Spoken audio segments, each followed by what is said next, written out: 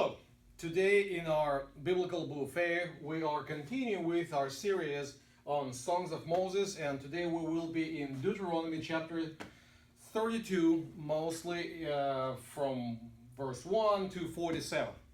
But before we'll go into the text, and we will not be able to deal with the whole text because with a regular length of a lesson, within like 40 some minutes, 1 minute per verse will probably do it, but it's not going to be a good comment. So what I will do is we'll have some intro, then I will point out some things that you kind of better to know depending of your translation. But it's good to have some kind of marginal notes of what the original text kind of means or says, and then I will pick one theme and we'll trace that theme through the song. So see how it goes. Okay, so as an intro, Deuteronomy 32, we are at the very end of book of Deuteronomy. Okay, and it's in English, it's called Deuteronomy, same as the same type of stuff we have in Russian, for example, or in many other languages. Means second time giving the law. Okay, nomos is the law, so it is given second time. In the sense that we have Sinai on one place, on one kind of event, and 40 years roughly, or like 39 years later, we have another one. But in Hebrew, it is actually in the original text, the name for the book is a little bit different. It's called Dvarim, and means the words. Okay, the words that Moses spoke. Okay, we'll come back to this term. So with the whole structure of the book, we are at the very end, and the block is chapters 31 to 34. And we can divide it in two parts. Well, I did not lay out the second part because we are not there. But this pre-last part is actually very interesting structurally. Okay, we start. It's a sequence of 3 points, A, B, C, and then it is not repeated but picked up in the same order. Okay, for example, let's see. Let's go really fast. So. Moses continued to speak the words to all Israel, and he said that I'm 120 years old, and there should be a replacement. So there is a commandment or an idea that he will be replaced with the new leader, Joshua. And then there are words about the law. Then the Moses wrote his law and gave it to the priests, and so on and so forth. And then he talks about the anger of the Lord that kind of burned against Israel, or might burn against Israel if they will start to sin. But to prevent it, he has an idea, and the Lord tells him, you might want to write a song. So this paragraph from 14 to 22, the theme of song is in 19 to 22. And then we have actually started with verse 23. We have actualization. I mean, that's what really happened.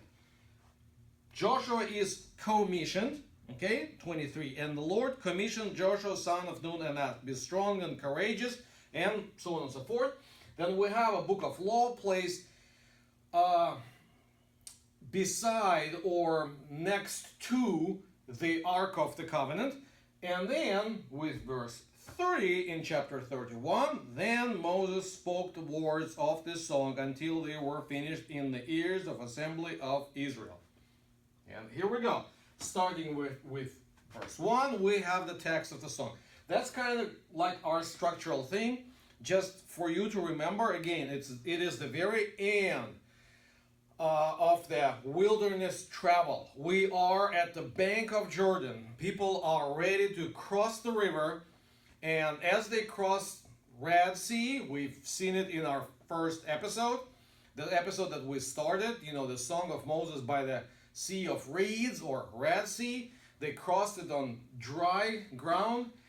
So this song is not connected to the crossing of Jordan, but it's right before it.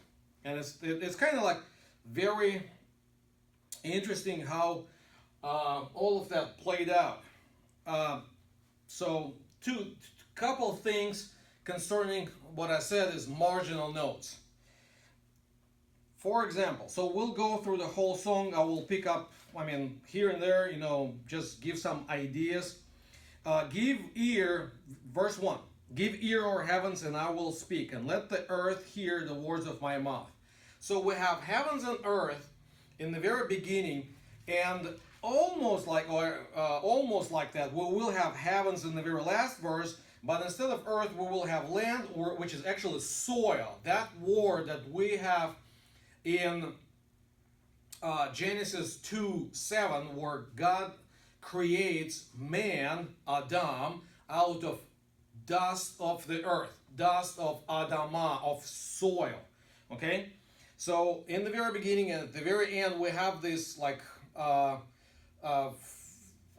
inclusive, these parentheses, heavens and earth and heavens and the soil, which brings up the theme of the whole creation as a witness.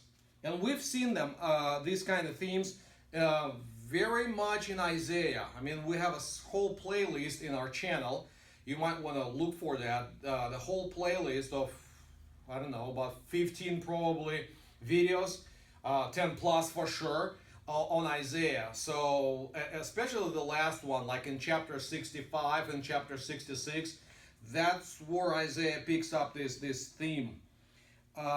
Another thing that might be good for you to know is, for example, in verse 8, I'm reading from ESV, English Standard Version, and at the very end we have a very interesting thing.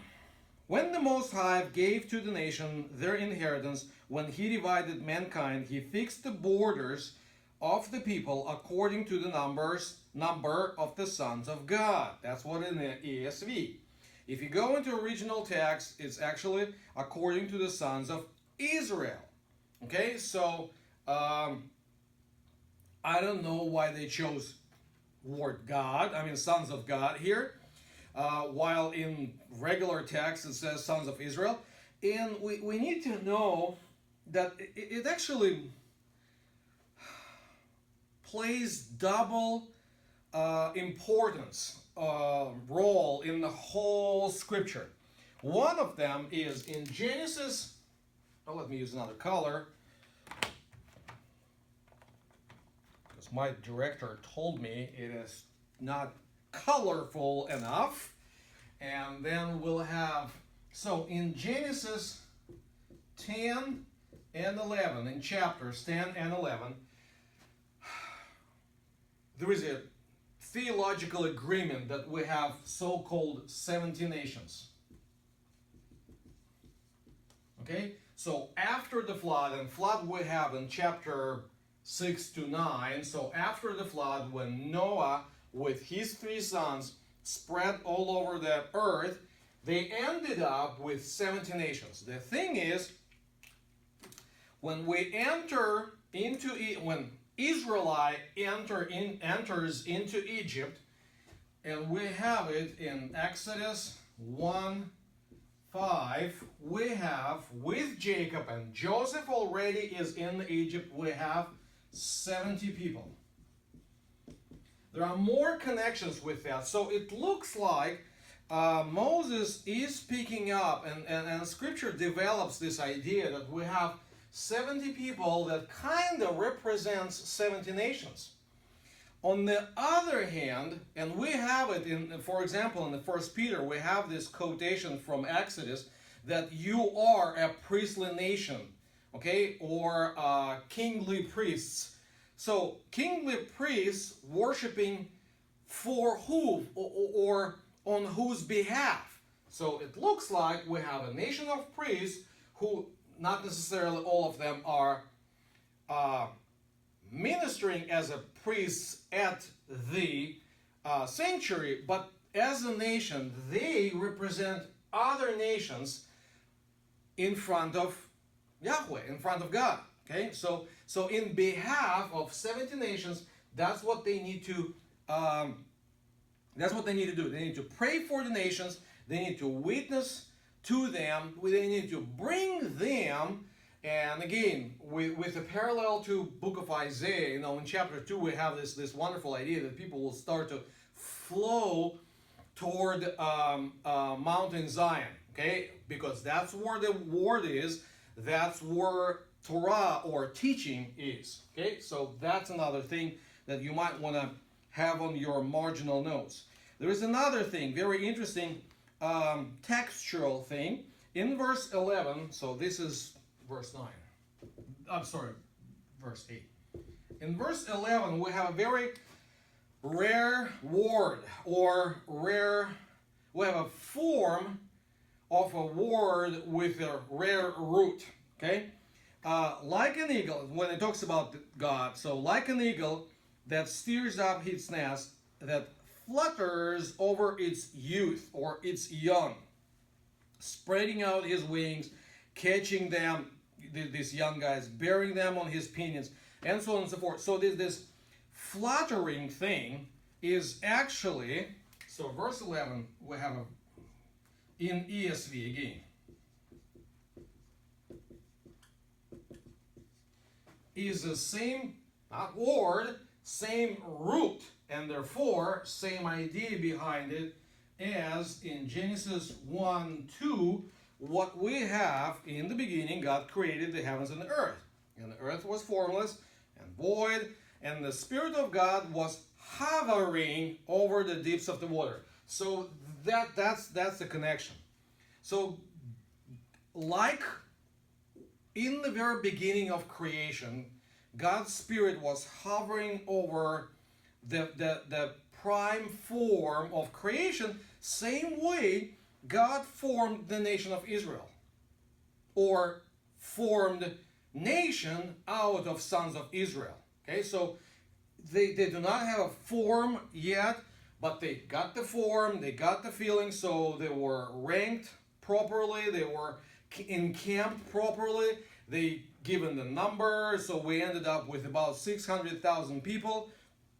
And all of that, and then they were glorified by God's presence in the midst of the camp.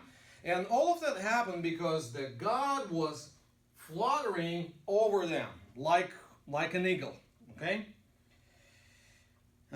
One more interesting thing in verse 15.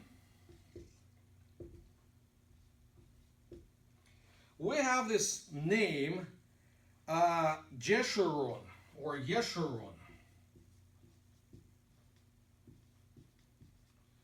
Okay? It was actually preparing this lesson. That's probably one of my main, I don't want to say achievement, but that was my main surprise. What is that? So I started to look, and it looks like that this is a diminutive word of Israel. Okay, we even don't really spell it the same. This is J and this is I, but and we have S here and we have Sh here, but it's Israel and Yesurun or Shurun. How it works, it's kind of like it's fun for me as a with my first language Russian. It's fun for me to lead English language Bible class and bring into that an example of from Spanish words. So it's like you have Michael, or in Spanish it would be Miguel, but the small Miguel you will have Miguelito. Okay, so this is kind of that's what it is. Okay, that's fun. Yes, I know. So this is kind of like a small name that not a small name, as I said, a diminutive name that we have for our kids. You have an official name, and the diminutive name doesn't put you down. It means it actually creates a very close relationship, closer than all the people outside of the family. They have an official relationship. We have a family connection. So when God calls Israel by this name, and it is used from few times in the scripture, it means that he tries to connect with them on a very personal, family-like manner, And we will see that here when we will compare verse 6, for example, when he is the Father, with other places which are important.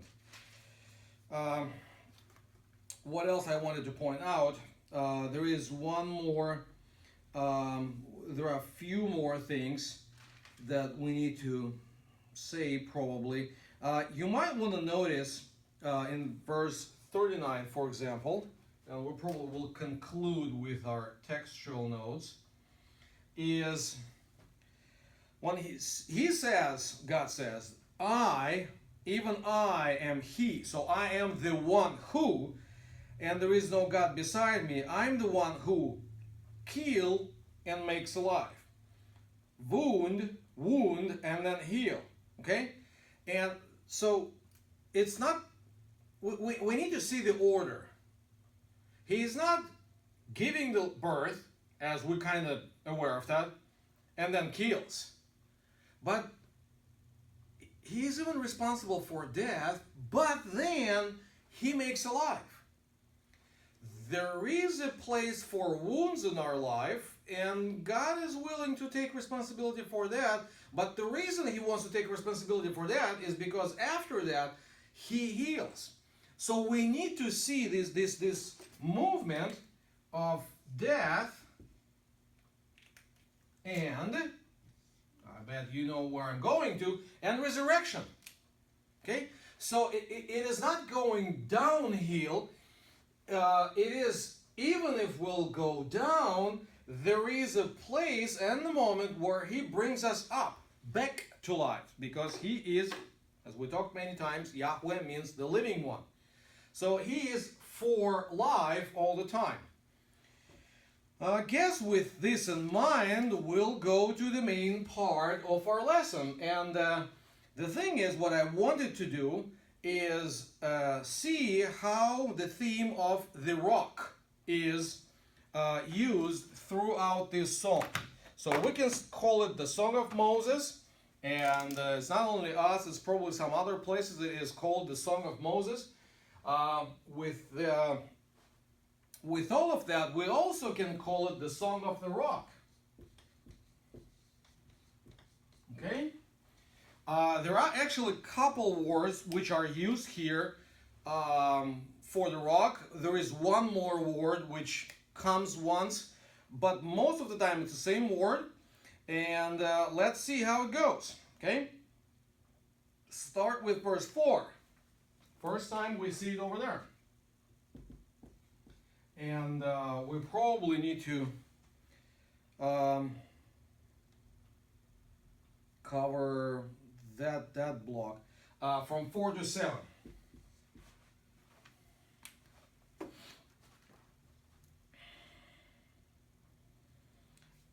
Sorry, before we'll go there, almost forgot.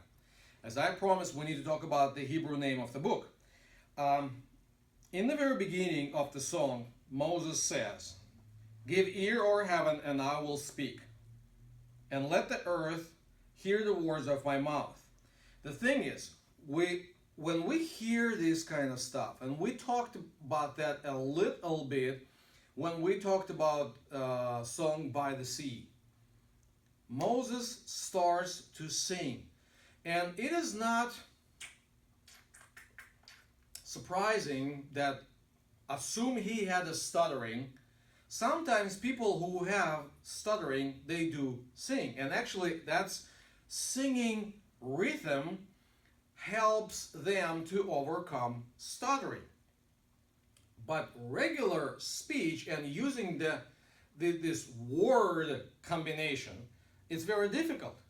So we always need to go back to Exodus chapter 4, where literally, okay, in ESV, it says when God confronts Moses and he wants to send him to this mission of delivering Israelites out of the bondage of slavery, Moses said to the Lord, "Oh my Lord, I am not eloquent." I mean, literally, I am not a man, or I am not a husband of words. So I am not a good pair for the wording thing. And, Lord tells him that, yes, you have a brother Aaron and he will be at your mouth. But the thing is, now think about that. About 40 years later, this guy who is not good with words, he comes up with a whole book. Deuteronomy, as I said, one more time. In Hebrew, it's called words, dvarim. Okay? So the guy who is not good with words comes up with a whole huge sermon plus a song. So the sermon is based on 10 commandments. And before the sermon on 10 commandments, he has this introductory part that reminds the history of development, of a relationship development between God and the Israelites. So there is this introductory part, there is a sermon, and then now we have a whole song that they need to remember and memorize and sing from time to time to remind themselves of what's going to be. It's very interesting how a person deals with words like that. And here we have a same structural idea. Give ear, O heavens, and I will speak. And this word speak in the very first word comes from the same word. So actually, I'm not going to speak. I will proclaim, say those words out loud. So that, I would say it's very interesting how Lord moves and how he develops people within his realm. So, the rock. Verse 4. The rock, his work is perfect, for all his ways are justice. A God of faithfulness and without iniquity. Just and upright is he. And they, Israelites, have dealt corruptly with him. They are no longer his children because they are blemished. They are crooked and twisted generation. Do you thus repay to the Lord? You foolish and senseless people. Is not he your father who created you? We'll come to that. Who made you, who established you? Remember the days of old. Consider the years of many generations. Ask your father, and he will show you. Your elders, and they will tell you. So first of all, in verse 4, as I said, it's the rock. So immediately God, verse 3 ends, ascribe greatness to our God. And then verse 4 starts, the rock. So immediately we have this parallel, and we need to understand that he is not as dumb as a rock. He is not as deaf as a rock. And we will have this comparison. When we will see the comparison of our God with other gods, that there is a big difference. Our rock is later on in verse 6 in this block is compared to the Father. So we have God, rock, as the Father. So he gives birth. Okay, he is not only giving birth. It's very interesting that in verse 6 that the word that we have, who created you, literally is the one who, what? Who bought you. And we need to pay attention to that, because later on in verse 30, we will have the rock had sold them. So he bought them, he tried to develop them, but because they were rebellious, at the very end of the song, we will be reminded that he sold them out, he sold them back. But right now, this rock, God, rock, he is like a father. He's like the Father, who is perfect, and his works are perfect, and the ways are justice. And that should remind us of Psalm 19, where we have another parallel with similar wording, and it starts almost the same, but instead of rock, we have a different phrase. The law of the Lord is perfect, reviving the soul. The testimony is the testimony of the Lord is sure, making wise the simple. The precepts of the Lord are right. So we will have a same kind of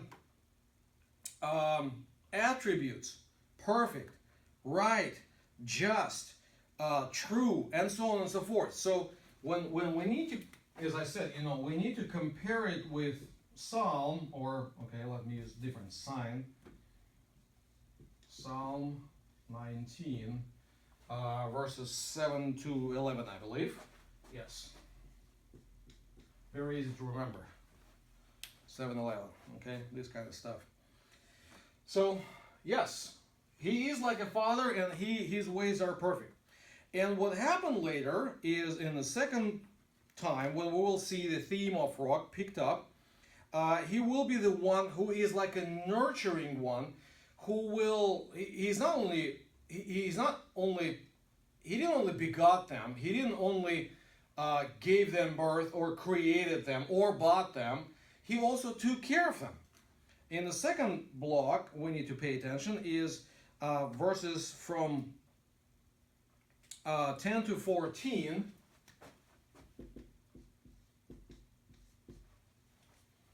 In 10 to 14, he found him in the desert, and so on and so forth. And that's where this wonderful idea of fluttering over or hovering over them to cover them and to protect them and to help them to learn to fly and so on and so forth. But in verse 13 in particular, he made them ride on the high places of the land, and he ate the produce of the field. He means Israel in this particular case. So he suckled him with honey of the rock and oil out of the flinty rock. Okay, now we need to see that. Okay, the first time when we talk about honey, it's a different word. It's a different word which is used in some other places, but the oil out of the rock, that's the same word that we find in verse 4 that we began with. In any case, what we see here is a picture of, okay, God, rock, as a provider. Okay? So he's the one, her nourisher, the one who took care of his baby and who let this baby, develop. It is not here. Interestingly enough, Moses does not bring up a theme of water out of the rock.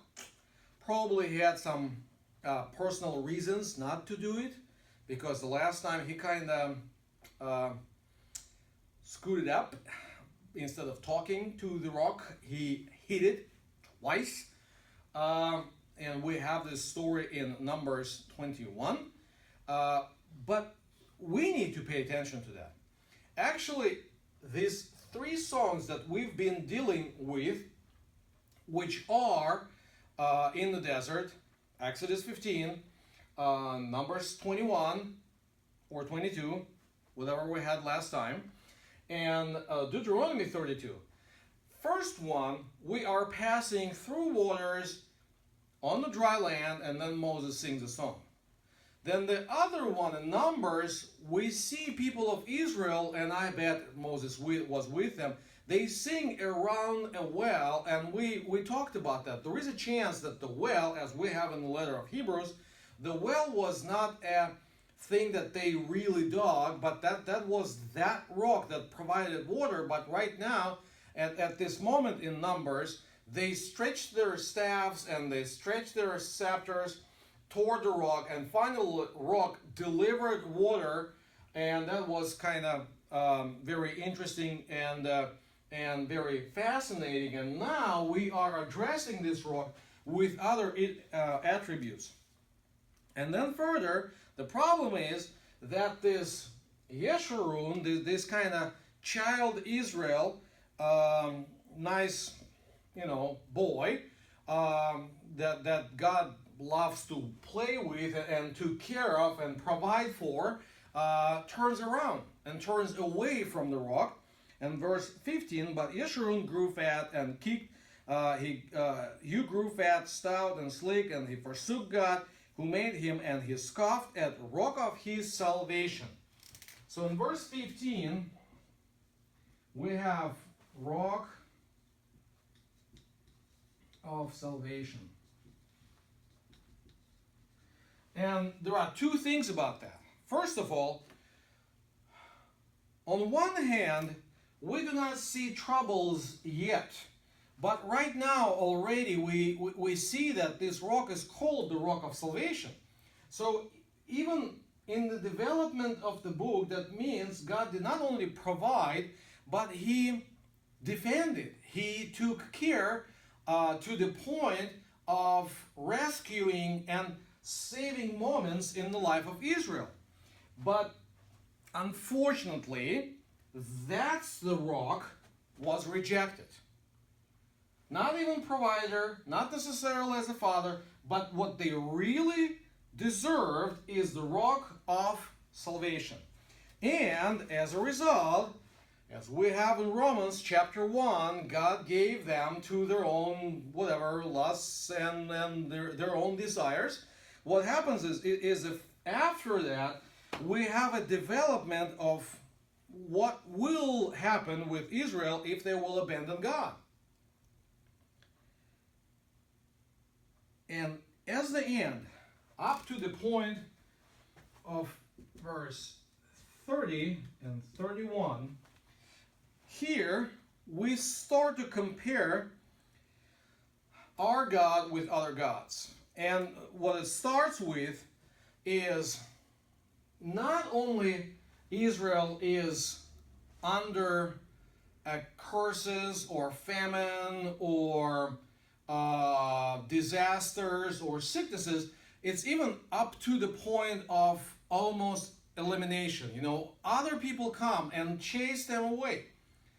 And as we have promised, if you will be on God's side, one of you will chase out 1,000. Here it is reversed. How could have one chased 1,000? One of enemy would chase out the 1,000 of Israelites if it wouldn't happen if this rock would not sell them out. If they would forsook the rock and they would rely on something else. They would rely on some other foundations of their life. And Lord have given them up. So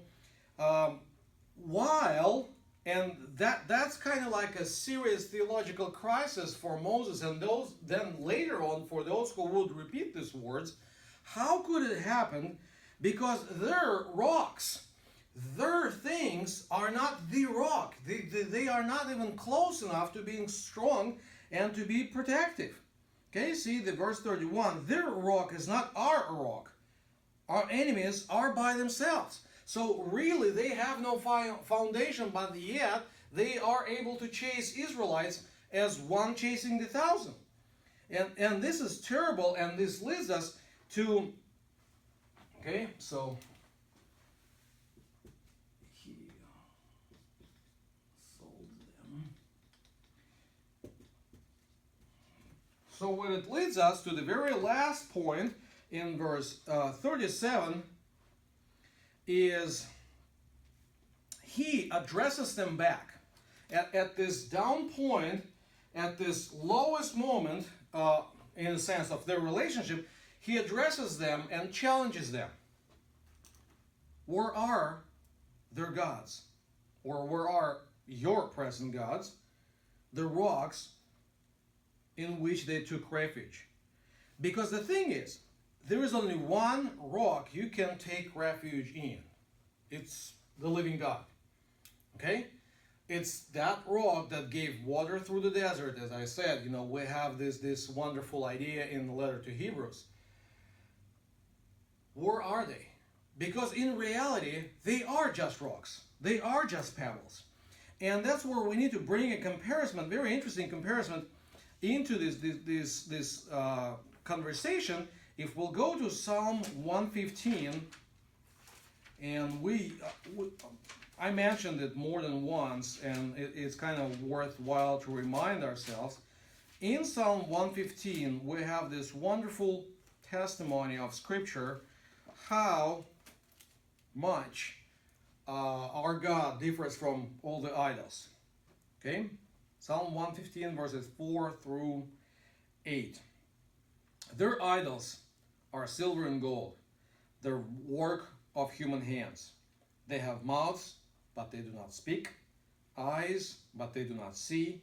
They have ears, but do not hear, noses, but do not smell. They have hands, but do not feel, feet, but do not walk, and they do not make a sound with their throat. And that's the worst part. Still coming, verse 8. Those who make them become like them, and so do all who trust in them. So when people start to get deaf, blind, not necessarily medically, but deaf to other problems, deaf or blind to the needs of what they see around them, they do not want to communicate, they kind of distance themselves from each other. And by no means I want to mock this pandemic situation. What I mean is, people try to break or stretch relationship as far as possible, not to communicate with any kind of means.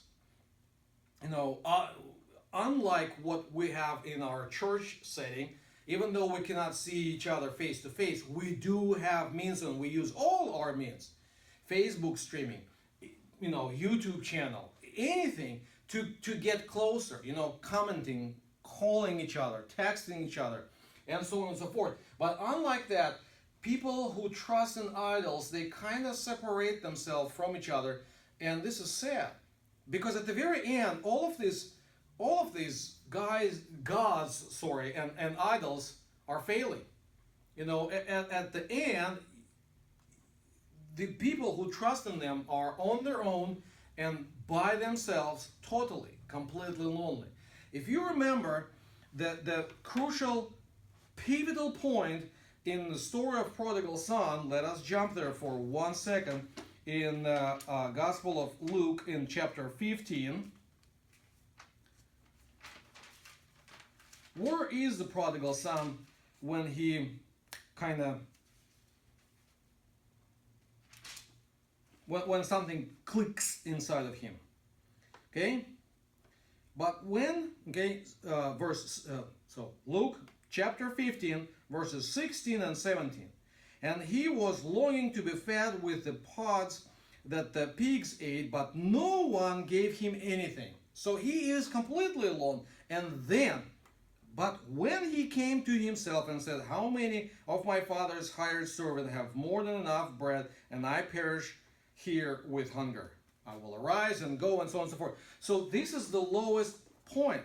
And sometimes that's where we can help people. When they come to us in their lowest state, we can, from this low bottom point, we can bring them back and tell them about that he actually is ready to buy them back.